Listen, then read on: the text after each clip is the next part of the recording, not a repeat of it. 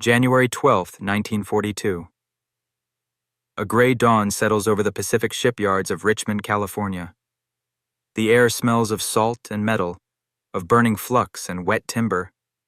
Men and women, many of them new to the trade, move in a blur of sparks and steam. They are not soldiers, yet every strike of the welder's torch is a weapon drawn in a different kind of war. Across the Atlantic, convoys burn under the black silhouettes of German U-boats. Merchant ships sink faster than they can be built, and the oceans have become graveyards of steel and oil. The Allies are desperate. Every day without new ships means thousands of tons of food, weapons, and lives lost. But on this morning, in a corner of America's west coast, something begins to change. A quiet civilian, neither general nor admiral, has found a way to bend time itself. His idea sounds impossible, almost foolish, yet within months, the impossible will become routine. The world will call them Liberty ships. When the Second World War erupted in 1939, few in Washington or London grasped how quickly the oceans would become the deciding battlefield. The Allies could not fight, feed, or move without ships. Merchant fleets were their lifeline, carrying fuel, ammunition, and food from American ports to distant fronts. But the German U-boats had other plans. Operating in wolf packs, they prowled the North Atlantic, sinking tankers and freighters faster than shipyards could replace them. By 1941, Britain had lost nearly half its merchant tonnage. The situation was desperate. Without supplies, even victory on land meant nothing. The United States Maritime Commission, under immense pressure, looked for a solution. They needed ships, simple, sturdy, and cheap enough to build by the thousands. The British had already proposed a design, a slow steel cargo vessel based on an old design from the 1870s. It wasn't glamorous. It was boxy, plodding, and inelegant. But it could carry 10,000 tons of cargo and be built from standard steel plates in almost any yard with the right tools. America took that design, modified it, and called it the Liberty ship. The first few attempts were painfully slow. Traditional shipbuilding was an art form. Riveters, fitters, and machinists worked in sequence, each step waiting for the last. A single ship could take over 200 days to complete. By the time one hull was finished, the Atlantic might have swallowed 10 more. Shipyards struggled to keep up, and the workforce was limited to skilled tradesmen, many already drafted or working for defense contracts. In the early months of 1941, President Roosevelt demanded speed. "We must be the great arsenal of democracy," he declared. But without ships, democracy couldn't sail. The Maritime Commission's plan was massive. They would build new shipyards from scratch, train tens of thousands of new workers, and break levees. Airy old rule of ship construction. To do that, they needed someone unbound by shipyard tradition, a civilian thinker who didn't know what couldn't be done. That man was Henry J. Kaiser. He was no shipbuilder by trade.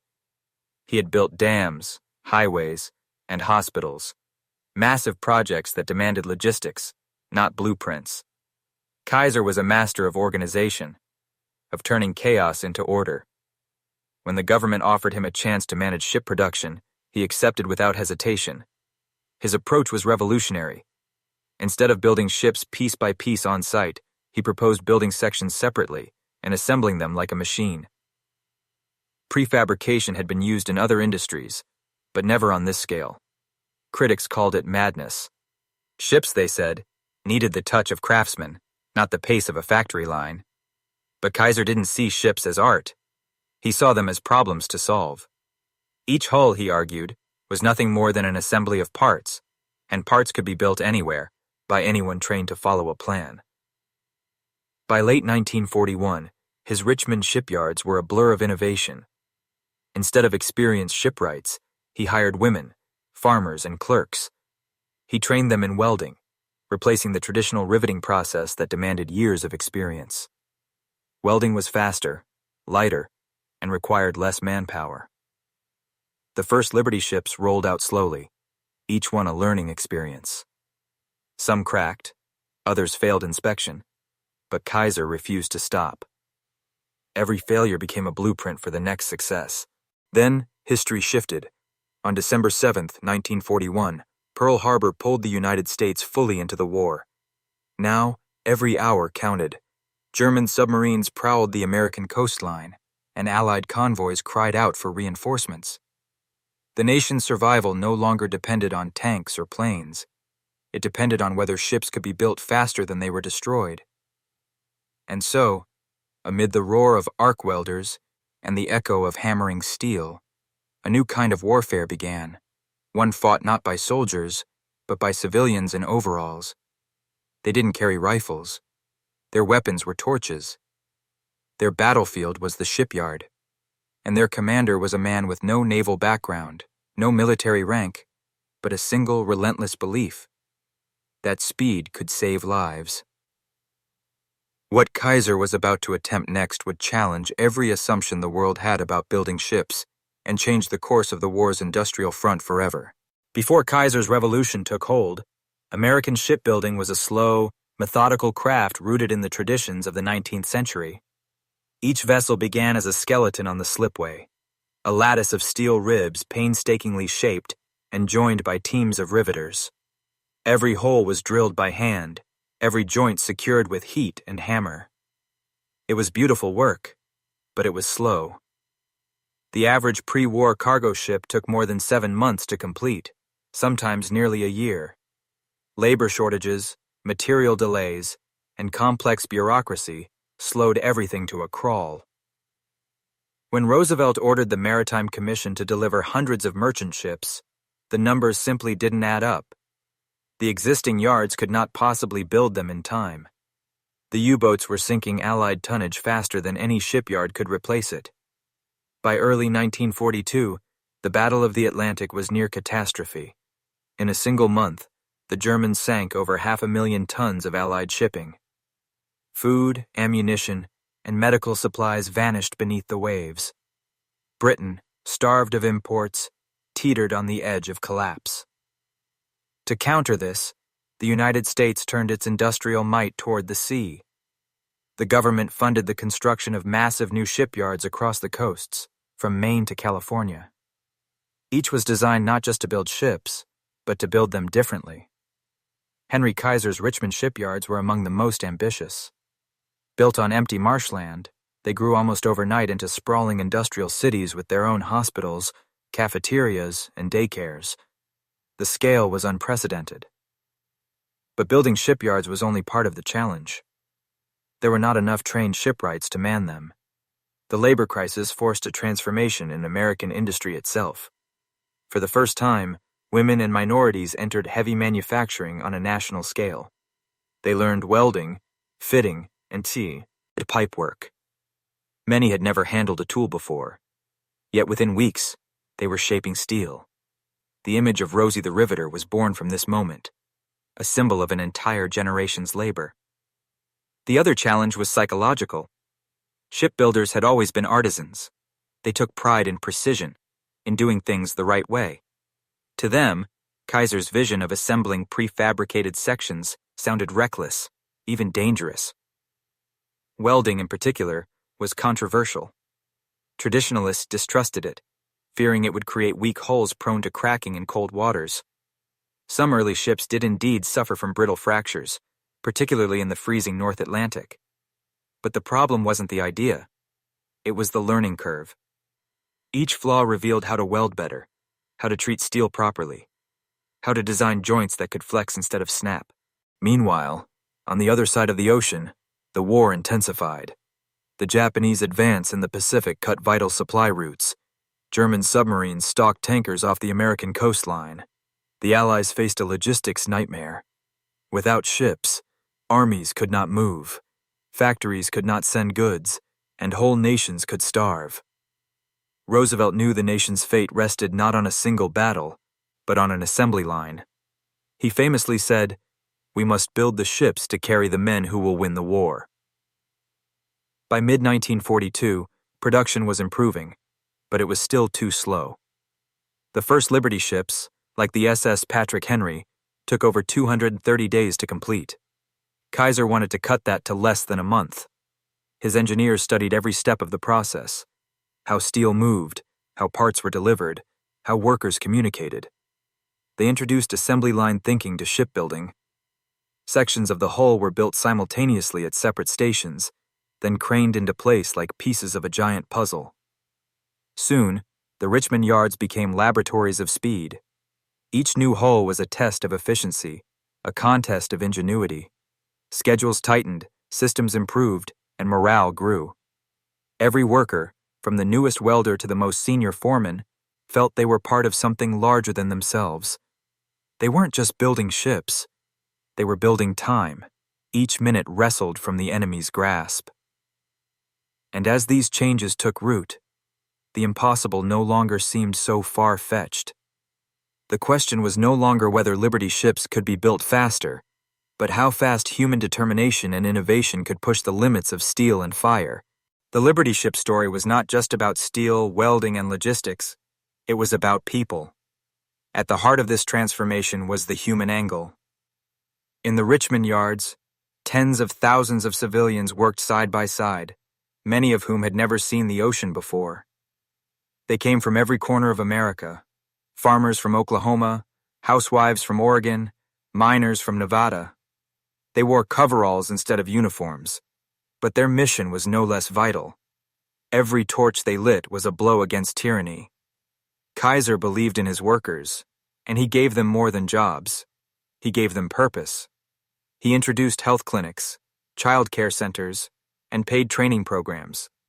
For many, it was their first steady employment. It wasn't just a shipyard. It was a social experiment in efficiency and humanity. When asked why his workers performed miracles of speed, Kaiser said, "Give people the tools, the trust, and the vision, and they'll surprise you every time." That trust created something rare, a sense of ownership. These workers didn't just weld hulls, they built symbols of survival. Every Liberty ship launched carried their pride. Newspapers published the names of welders and riveters alongside those of captains and admirals. The war had created a new kind of hero, one who fought with skill and sweat instead of bullets. They worked through nights, holidays, and storms, driven by a belief that what they built would keep soldiers alive. Some workers scrawled messages on steel plates. "For my brother in the Navy. Make it float. Bring them home safe." In those words lay the beating heart of America's industrial war. Then came the tactical angle. Every Liberty ship that left port was a lifeline stretched across a deadly sea. Convoys depended on them for everything: ammunition, tanks, grain, fuel. The U-boats had once enjoyed dominance, picking off slow freighters with impunity. But when Liberty ships began flooding the ocean in vast numbers, the tide began to turn. Quantity became its own weapon. No longer could Germany sink ships faster than they were built. The balance of logistics, the invisible front of war, tilted toward the Allies. Every 4 days, a new hull joined the fight, each carrying nearly 10,000 tons of cargo. The convoy escorts called them Steel Angels. They were slow, yes, but they came in swarms too large to destroy. The ocean that had once belonged to the hunters now belonged to the builders. Each of these angles, human, tactical, and technological, fed into the other.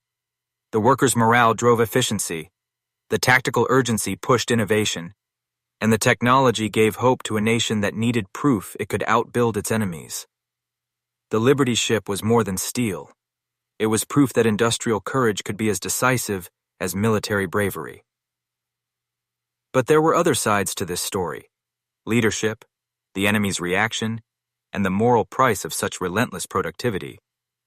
Those angles revealed how one man's vision collided with global fear, and how steel and strategy shaped the conscience of war itself. Leadership was the pulse behind the miracle. Henry Kaiser was not an engineer in the traditional sense, yet he possessed something rarer: the ability to see systems where others saw chaos. His mind worked like a map of moving parts, and he believed that with the right organization, even the impossible could be scheduled. He rose before dawn, walking the slipways, talking with welders, asking about broken tools, late deliveries, or sick children. His leadership was personal and relentless. He surrounded himself with managers who thought fast and solved faster. When government officials doubted his methods, he didn't argue, he demonstrated. "You can't fight war with caution," he once said. "You win it with movement."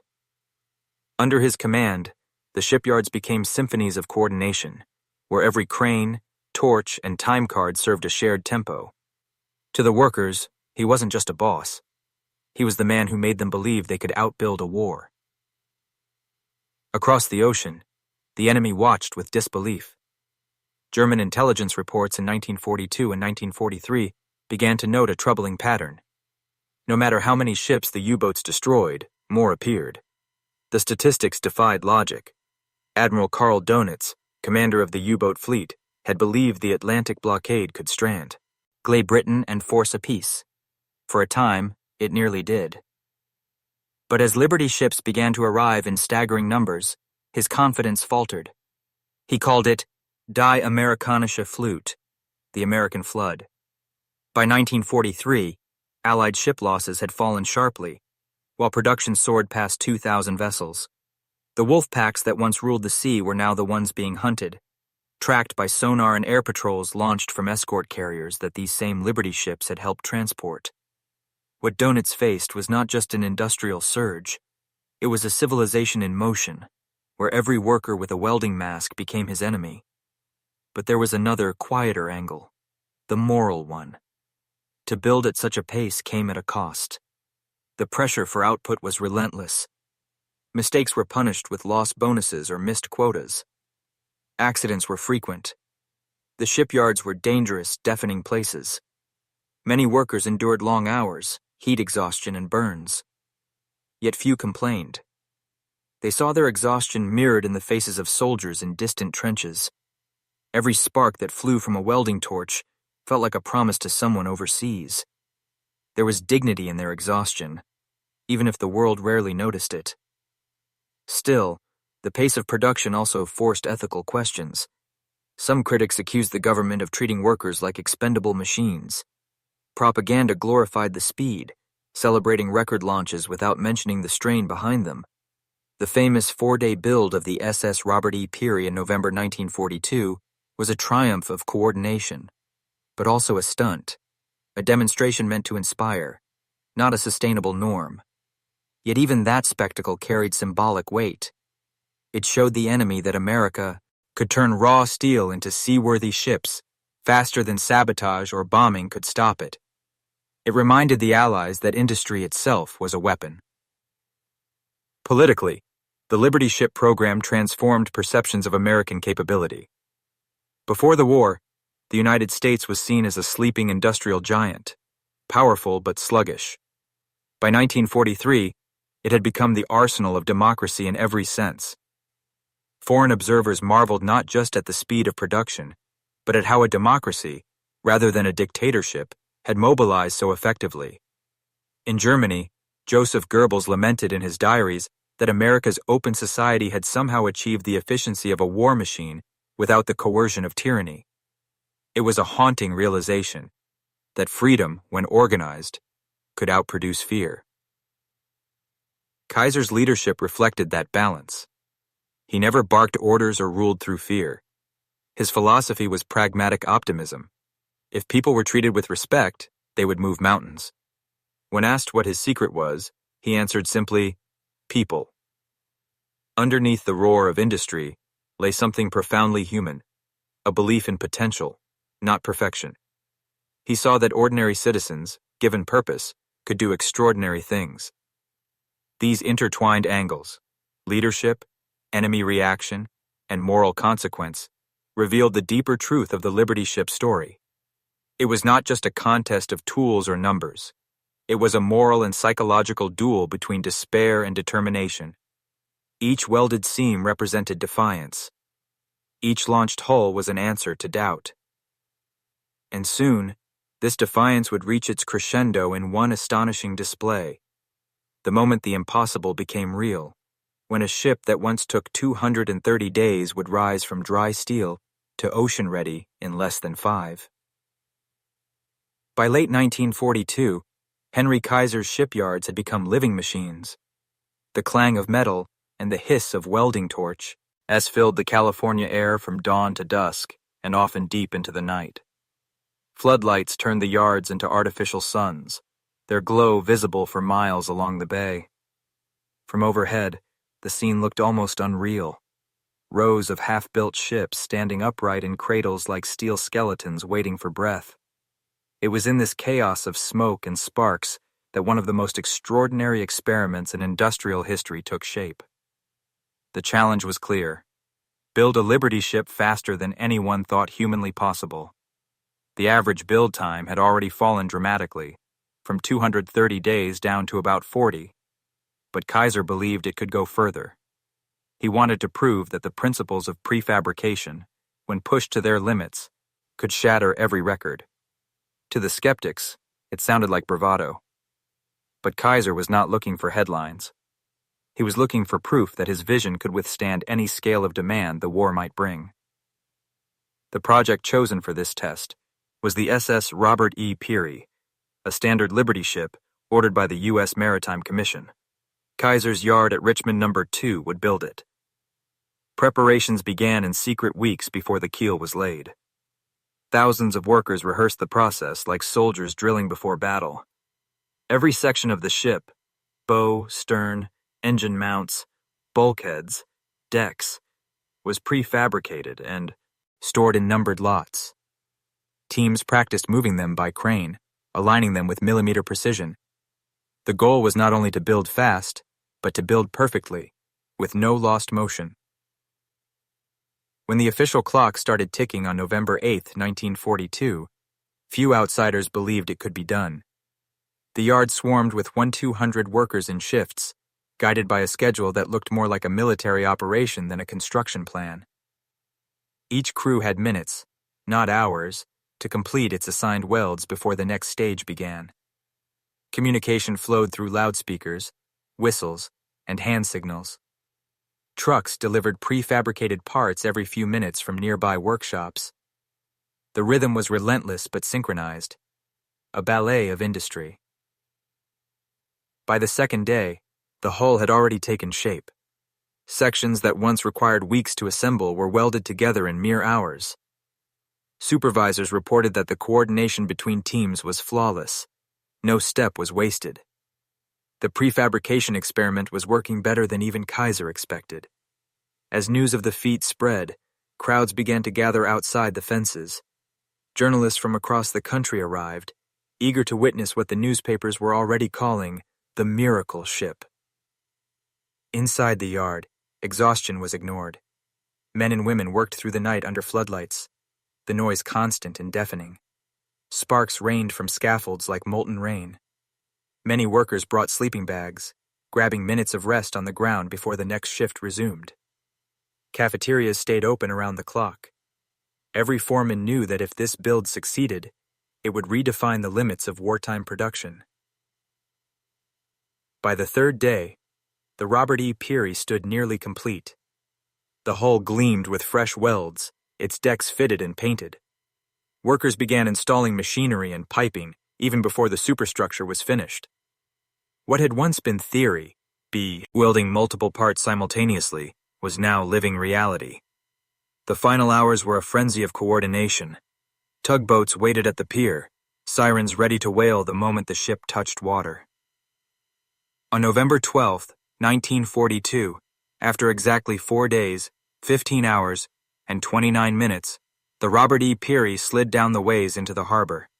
Her hull hit the water with a thunderous roar as thousands of onlookers cheered. Sirens blared.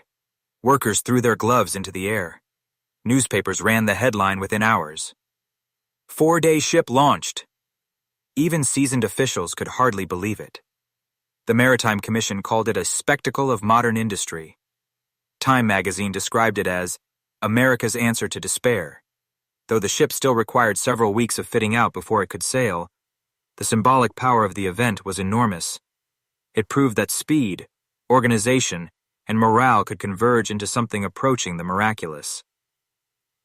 Kaiser himself stood quietly on the platform, hands clasped, watching the ship vanish into the fog. To him, it was never about a publicity stunt. It was about proof. The methods that built the Peary could be replicated, scaled, and sustained. The record might never need to be broken again, but the lesson was eternal. The limits of production were not mechanical. They were human. From that day forward, the Liberty ship program changed pace entirely. Other shipyards adopted Kaiser's methods, refining and adapting them to their own layouts. Prefabrication became standard. Welding, once scorned as risky, became the industry norm. And with every new hull launched, the psychological balance of the war tilted further toward the Allies. But the real measure of the miracle wasn't in the headlines, it was in what followed, when the idea spread beyond a single shipyard, transforming the industrial heartbeat of an entire nation. The launch of the Robert E. Peary was not just an engineering record, it was a declaration. Across the nation, the news electrified the public. Newspapers printed photographs of smiling welders covered in soot, their names suddenly famous. Radio announcers described the launch as if it were a battlefield victory. For the first time in the war, Americans felt that industry itself could be heroic. And behind that feeling stood Henry Kaiser, the man who had turned blue-collar labor into a national weapon. In Washington, officials scrambled to understand how the feat had been possible. Reports from the Richmond Yard were circulated through the War Production Board. Some called it a miracle. Others insisted it was merely proof of efficiency long overdue. Either way, the conclusion was clear. Kaiser's methods worked. Within weeks, the government ordered that his approach, prefabrication, parallel assembly, and non-stop operation, be implemented across all shipyards. What began as one man's audacious experiment now became the blueprint for America's wartime industry. Kaiser's yards became a model of speed and coordination. Where older shipyards relied on traditional craftsmen working step by step, Kaiser's factories functioned like enormous assembly lines. Each worker specialized in a single task, repeated hundreds of times a week until it became second nature. Mistakes decreased, output soared, and perhaps most astonishingly, the workforce itself expanded to include those whom society had once overlooked. Women, many of whom had never set foot in a factory, became welders, riveters, and crane operators. Housewives traded aprons for overalls, learning to shape steel and operate heavy machinery.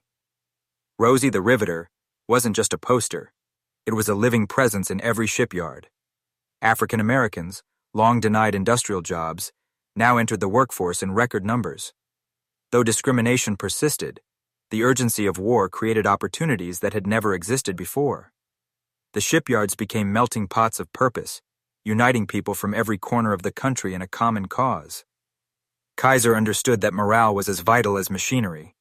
He built child care centers, medical clinics, and canteens so workers could focus without fear for their families. He introduced health insurance plans that would later inspire modern healthcare systems. The shipyards were grueling places, loud, dangerous, and exhausting, but they were also places of pride. Each worker knew that every weld, every bolt, every stroke of paint carried the weight of the war. The results were staggering. At the peak of production, Liberty ships were being launched at a rate of one every 2 days. Over 20,700 would eventually take to the seas, transporting food, tanks, fuel, and soldiers to every corner of the Allied front. They were not beautiful ships. They were blocky, utilitarian, often dismissed as ugly ducklings. But they did their job, reliably, relentlessly, and in numbers that overwhelmed the enemy's ability to destroy them. German U-boat captains began to notice the shift. What had once been easy prey now arrived in convoys so large that torpedoes ran out before ships did. The Liberty ships were slow, but unstoppable. For every vessel sunk, 3 more seemed to appear. The Atlantic, once a death trap, began to favor the Allies again. The tide of logistics turned, and with it, the fate of the war. Kaiser's philosophy spread far beyond shipbuilding. Aircraft factories, tank plants, and munitions works all adopted his methods.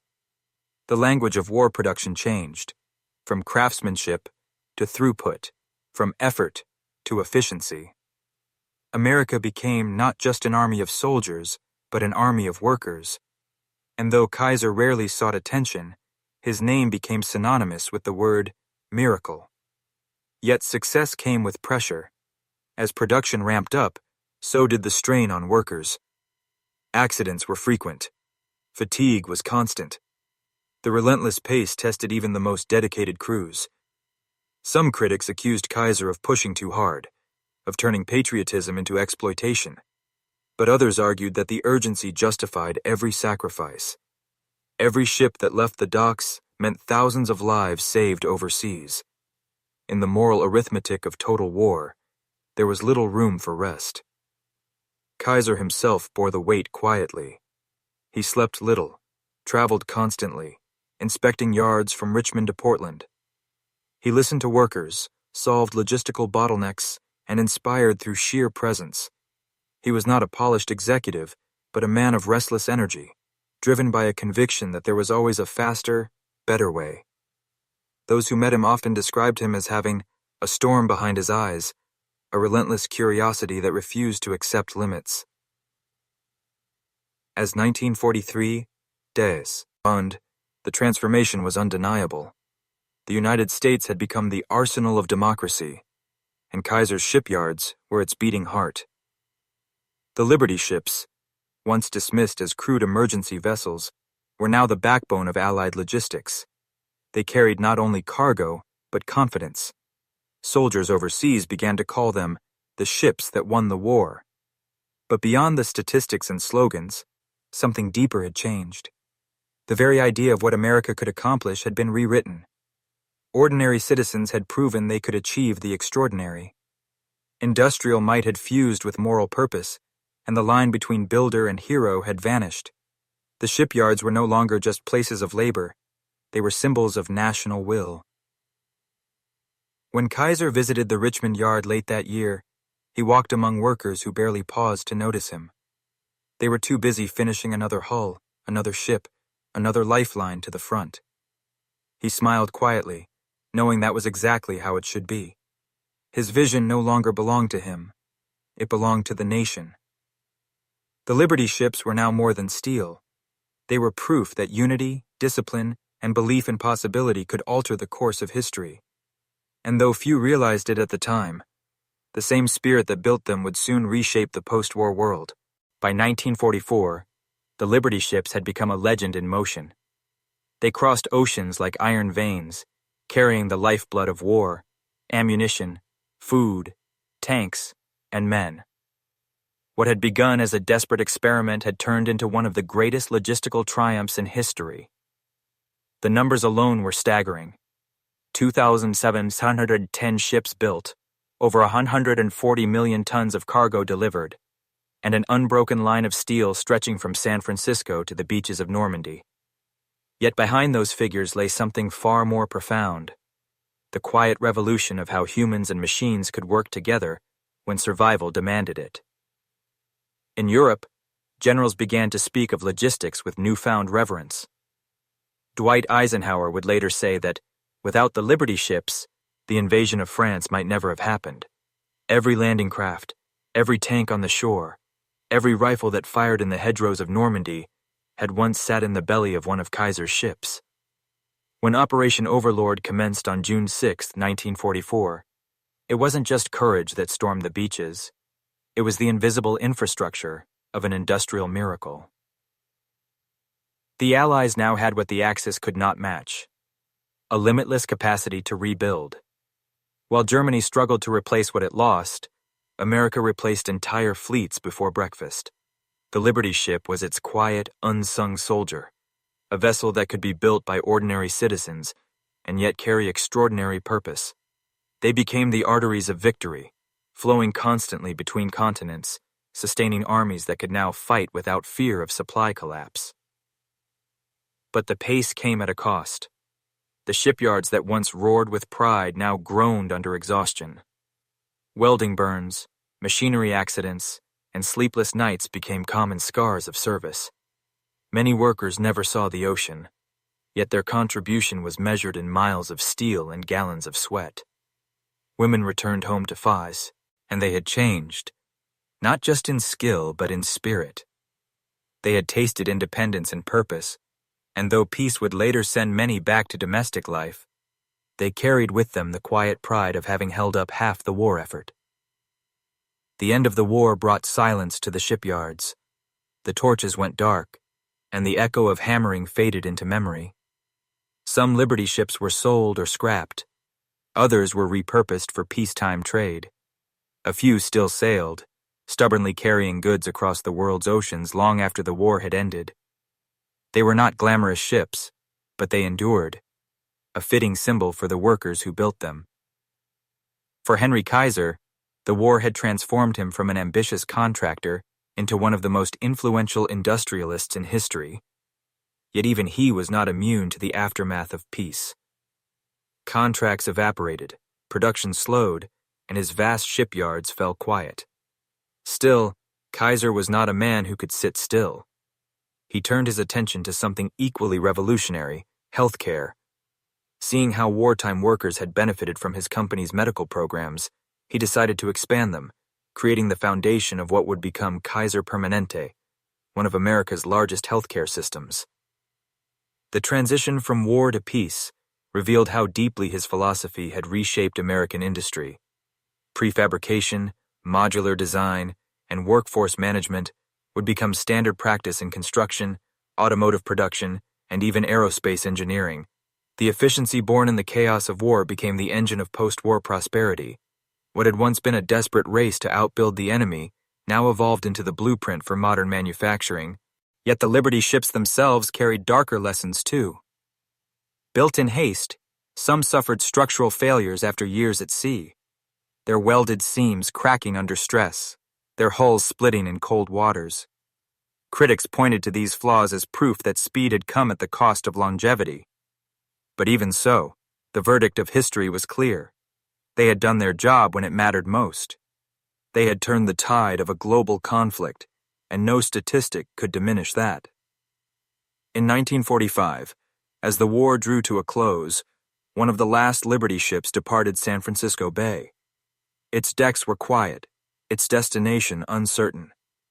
For the workers who had built it, the moment carried both pride and melancholy. They watched it slip into the mist, knowing it might be the last of its kind. The nation had survived, victory was secured, and yet the rhythm of the shipyards, that steady heartbeat of hammer and steel, had ended. In Richmond, the site of Kaiser's once thundering yard became a relic. Cranes rusted, docks emptied, and silence reclaimed the land. But memories lingered. The workers who had built those ships would gather in later years to remember what they had achieved. Some would say they never felt such purpose again. Others would simply smile and recall the smell of welding sparks, the sound of rivets, and the pride of seeing another ship slide into the water. One more victory against time. The Liberty Ship program had done more than fill the seas. It had redefined what a nation could accomplish when united under a single vision.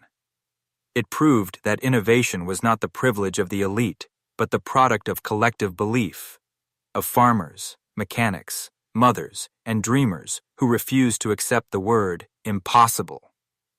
And though the war had ended, its lesson would outlive the conflict itself. The ships were gone, but their spirit remained, carried quietly within every worker who had once helped build the impossible. In the years that followed, the Liberty ships became ghosts of an age when urgency overruled hesitation. Some found second lives as merchant vessels, transporting grain and coal across a world rebuilding from ashes. Others were abandoned, rusting quietly along forgotten docks. A few were deliberately sunk to form artificial reefs, becoming havens for marine life, steel graves now breathing with color and motion beneath the waves. But beyond their steel remains, the true legacy of the Liberty ships lived in memory and method. They had taught the world that industrial miracles were not born from genius alone, but from collective will. The story of Henry Kaiser and his workers had proven that innovation was not limited by tradition, that speed and precision could coexist, and that ordinary people could rise to meet extraordinary demands. The economic ripple of that transformation reached far beyond the shipyards. American industry entered a new era of confidence, carrying into peacetime the same principles that had once fueled war. The suburban boom, the interstate highways, the skyscrapers of post-war America, all carried echoes of Kaiser's system. Modular construction, supply chain synchronization, and labor welfare became cornerstones of a modern industrial world. Yet perhaps the most profound legacy was human. The women who had worked in those shipyards refused to fade back into silence. They had tasted equality in the fires of necessity and would carry that conviction into the coming decades. The civil rights and feminist movements that reshaped mid-century America found their earliest strength in those same yards, among welders and riveters who had already proven that ability knew no gender or race. And Kaiser himself? He moved on, restless as ever. He built cars, cement plants, even cities. But when asked about his proudest achievement, he often returned to those frantic war years, not because of profit or fame, but because of what they revealed. That when fear is greatest, human ingenuity burns brightest. Today, only a handful of Liberty ships remain afloat, preserved as floating museums, silent witnesses to a time when the world's fate was measured in tons of steel and hours saved. Visitors walk their decks and run their hands along the cold metal, reading plaques that tell of workers who built miracles from nothing but determination.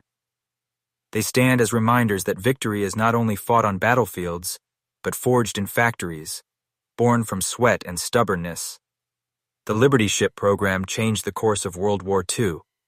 But more than that, it changed how humanity understood its own potential. The world had learned that even in the darkest times, the will to build could outshine the will to destroy. History often remembers wars through their battles, the thunder of artillery, the clash of armies, the names of generals etched into textbooks. Yet sometimes, victory is shaped not by those who fight, but by those who build. The story of the Liberty ships is one such truth, a reminder that behind every soldier on the front line stood thousands of unseen hands forging the tools of survival. Henry Kaiser's impossible ideas. It did more than produce ships. It redefined what humanity could achieve under pressure. In a time when despair could have ruled, he chose speed over fear, faith over caution. He turned chaos into coordination, labor into legacy. What emerged was not merely a fleet of steel hulls, but a vision of what unity and purpose could create when combined. The Liberty ships became more than vessels. They became symbols of endurance, of the quiet heroism found in factories, shipyards, and hearts of ordinary people who refused to surrender to limitation. They proved that innovation is not a luxury of peace, but a necessity of survival. They showed that history moves not only through great speeches or decisive battles, but through the resolve of those willing to work without glory, to build without rest. When one stands today aboard the SS Jeremiah O'Brien or the SS John W. Brown, two of the few surviving Liberty ships, the air feels heavy with memory. Each rivet, each plate of steel carries the echo of those who built them, young men and women who believed their labor could tip the balance of the world. And it did. In every sense, the Liberty ship was a victory of mind over matter, of determination over doubt. It was proof that the measure of a nation lies not only in its armies or leaders, but in the collective courage of its people. When the world seemed to be sinking, they built ships, fast enough, strong enough, and in numbers vast enough to keep hope afloat. And through their hands, the tide of history turned. The Liberty ships did not just carry cargo. They carried the faith that even in the darkest hours, human ingenuity could still save the world.